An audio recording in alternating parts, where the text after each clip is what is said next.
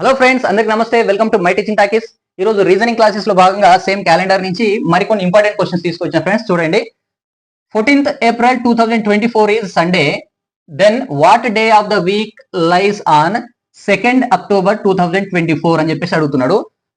April 14వ తారీఖు 2024 సంవత్సరం అనేది సండే అయితే 2వ తారీఖు అక్టోబర్ 2024 ఏ వారం అవుతుందని చెప్పేసి అడుగుతున్నాడు.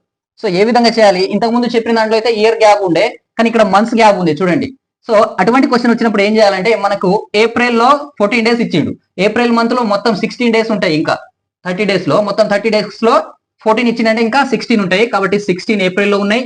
ఏప్రిల్ తర్వాత మేలో మొత్తం 31 డేస్ ఉంటాయి. కాబట్టి 31 డేస్ లో 7 తో డివైడ్ చేస్తే 3 మిగులుతుంది. కాబట్టి ఆ డేస్ రాసుకోండి 3. మే తర్వాత జూన్ లో 30 ఉంటాయి, దాన్ని 7 తో డివైడ్ చేస్తే 2 మిగులుతుంది. కాబట్టి 2. జూలై నెక్స్ట్ జూలైలో 31 డేస్ ఉంటాయి, దాన్ని 7 తో డివైడ్ చేస్తే 3 మిగులుతుంది. అండ్ ఆగస్ట్ లో కూడా 31 డేస్ 3 మిగులుతుంది. అండ్ సెప్టెంబర్ లో 30 డేస్ ఉంటాయి, 7 తో డివైడ్ చేస్తే 2 మిగులుతుంది. కాబట్టి ఆ డేస్ 2 అవుతుంది. నెక్స్ట్ అక్టోబర్ లో 2 డేస్ ఇచ్చింది. ఇక్కడ అక్టోబర్ లో 2 డేస్ ఇచ్చింది కాబట్టి ఆ 2 డేస్ అన్నిటిని కలపండి. ఈ అన్నిటిని కలిపితే ఎంత అవుతుంది మనకి? 16, 19, 21, 24 అండ్ 27, 31. సో 31 అవుతుంది మొత్తం. ఈ మొత్తం వచ్చినటువంటి నెంబర్ ని 7 తో డివైడ్ చేయండి. 31 ని 7 తో డివైడ్ చేస్తే 7 4 జా 28 అయిపోతుంది. మిగిలిన 3 డేస్ ఉంటుంది. కాబట్టి 3 రిమైండర్ ఉంటుంది. కాబట్టి ఈ 3 అనేది దీనికి కలపండి. సండేకి 3 కలపండి. సండే తర్వాత 3 రోజులు అనమాట. So Monday, Tuesday, Wednesday. కాబట్టి ఆన్సర్ ఇది ఏమవుతుందంటే వెనస్డే అనేది ఆన్సర్ అవుతుంది ఫ్రెండ్స్. ఈ విధంగా చేయాలి.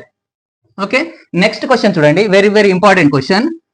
If 26th March 2016 is Tuesday, if March 26th 2016 is Tuesday, then 26th March 2025 is అని చెప్పేసి అడుగుతున్నాడు. సో ఒకవేళ మార్చ్ 26వ తారీఖు 2016 మంగళవారం అయితే 25వ సంవత్సరంలో అదే డేట్ ఏమవుతుందని చెప్పేసి అడుగుతున్నాడు. ఈ సందర్భంలో ఏం చేయాలి అని అంటే, ఈ 2016 కి అండ్ 2025 కి మధ్యన గ్యాప్ ఎంత ఉంది? 9 ఇయర్స్ ఉన్నాయి. ఓకేనా?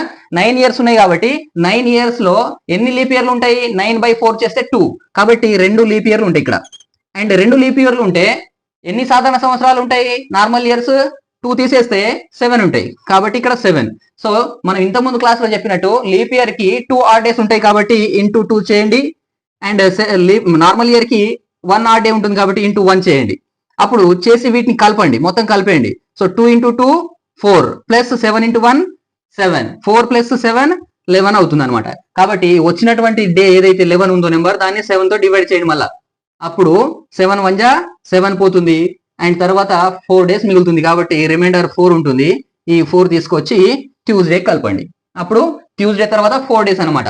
ట్యూస్డే తర్వాత 4 అంటే ట్యూస్డే తర్వాత వెనస్డే, థర్స్డే, ఫ్రైడే, సాటర్డే. కాబట్టి మనకు కావాల్సిన ఆన్సర్ ఏమొస్తుంది?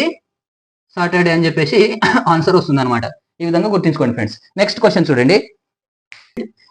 If 26th January 2016 is Tuesday, then 26th January 2025 is, ఇంతకుముందు దాంట్లో మార్చ్ అని ఇచ్చిన, ఇప్పుడు జనవరి అని ఇస్తున్నా. చూడండి, కాన్సెప్ట్ ఏంటంటే 2016 అనేది leap year. Okay, so leap year లో జనవరి తర్వాత ఫిబ్రవరి ఉంది అనమాట. అంటే 29 వస్తుంది అనమాట ఈ ఇయర్ లో. సో ఇక్కడ నుంచి జనరల్ గా అయితే 2016 నుంచి 25 మధ్యన 9 ఇయర్స్ ఉన్నాయి. 9 ఇయర్స్ లో 2 టైమ్సే లీప్ ఇయర్ వస్తుంది. మిగిలిన 7 ఇయర్స్ ఏమో నార్మల్ ఇయర్ అని చెప్పేసి కాన్సెప్ట్ వస్తుంది. కానీ అట్లా అనుకుంటే మాత్రం మిస్టేక్ అవుతుంది. ఎందుకు మిస్టేక్ అవుతుంది అంటే, ఈ 26th January 2016 అనే ఇయర్ తర్వాత వచ్చే మంత్ ఏదైతే ఉందో February 29th అక్కడ ఉంది. కాబట్టి ఇది ఒక లీప్ ఇయర్ అవుతుంది. నెక్స్ట్ సేమ్ 26th January 2020 అనేది కూడా ఒక లీప్ ఇయర్ అవుతుంది. ఎందుకంటే దీని తర్వాత వచ్చే నెలలో కూడా 29th ఉంటుంది. మనకు 25 లోపు కావాలి. కాబట్టి 25 లోపు ఉన్నటువంటి ఇంకో లీప్ ఇయర్ కూడా ఉంది, 26th January 2024. కాబట్టి 16, 20, 24 3 లీప్ ఇయర్ ఉన్నాయి అనమాట. కాబట్టి ఈ 9 ఇయర్స్ లో 3 లీప్ ఇయర్స్ ఉన్నాయి. 3 లీప్ ఇయర్స్ పోతే మిగిలినటువంటివి 6 నార్మల్ ఇయర్స్ అవుతాయి. లీప్ ఇయర్స్ కి 2 ఇయర్స్ ఒకసారి మనకు 2 ఆడ్ డేస్ ఉంటాయి. కాబట్టి ఇంటూ 2 చేస్తాం. అండ్ నార్మల్ ఇయర్ కి 1 ఆడ్ డే ఉంటుంది. కాబట్టి ఇంటూ 1 చేస్తాం.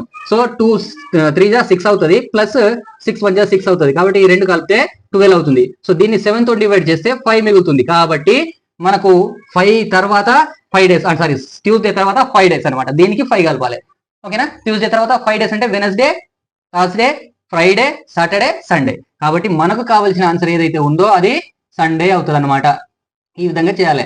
ఓకేనా? సో గుడ్డిగా మనం 2 years డిఫరెన్స్ ఉంది కదా, లీప్ ఇయర్లు 2 ఏంటి అని చెప్పేసి గుర్తించుకో, అట్లా అనుకోవద్దు.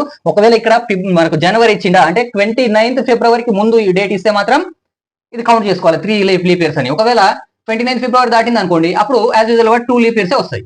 ఓకేనా? Next, if 26th January 2004 is Friday, then 26th January 2030 is అని చెప్పేసి అడుగుతున్నాడు. 2024 సంవత్సరం రిపబ్లిక్ డే అనేది ఫ్రైడే నాడు అడిగితే 2030 సంవత్సరం రిపబ్లిక్ డే ఏ రోజు అవుతుందని చెప్పేసి అన్నమాట. సో చూడండి ఏ విధంగా చేయాలి. ఇక్కడ ఈ రెండింటి మధ్యన గ్యాప్ అనేది 6 years ఉన్నాయి. నెక్స్ట్ ఇక్కడ ఇవ్వబడినటువంటి ఇయర్ ఏదైతే ఉందో అది లీపి సంవత్సరమే 24 అనేది. అండ్ ఇక్కడ February 29th అనేది ఉంది కాబట్టి ఇదొక లీప్ ఇయర్. అండ్ 30 లోపు ఇంకో 26th January 28 అనేది కూడా లీప్ ఇయర్ అవుతుంది. కాబట్టి దీంట్ లోపల 2 లీప్ ఇయర్లు ఉన్నాయి. అంతేగాని 6ని 4తో డివైడ్ చేస్తే ఒకటే లీప్ ఇయర్ వస్తుంది కదా, మిగిలిన 5 సంవత్సరాలేమో నార్మల్ ఇయర్ అని చెప్పేసి అనుకుంటారు. అట్లా మిస్టేక్ అవుతుంది అని చెప్పేసి చెప్తున్నా. కాబట్టి ఈ లీప్ ఇయర్ 2 లీప్ ఇయర్లు ఉన్నాయి. సో 6లో 2 లీప్ ఇయర్లు ఉన్నాయి, 4 నార్మల్ ఇయర్స్ ఉన్నాయి. లీప్ ఇయర్ కి 2 odd days ఉంటాయి అండ్ నార్మల్ ఇయర్ కి 1 odd day ఉంటుంది. 2 into 2 4 plus 4 into 1 4, that equals to 8 by 7 చేస్తే 1 రిమైండర్ ఉంటుంది. కాబట్టి దీనికి 1 కలపండి. ఫ్రైడే తర్వాత ఈ ఆన్సర్ అనేది మనకి సాటర్డే అవుతుంది అనమాట. ఈ విధంగా చేయాలి. ఓకే ఫ్రెండ్స్, సో మరిన్ని క్యాలెండర్ కి సంబంధించిన క్వశ్చన్స్ కోసం నా ఛానల్ ని సబ్స్క్రైబ్ చేయండి. ఈ వీడియో కనుక నచ్చినట్లయితే లైక్ చేయండి, షేర్ చేయండి. Thank you very much.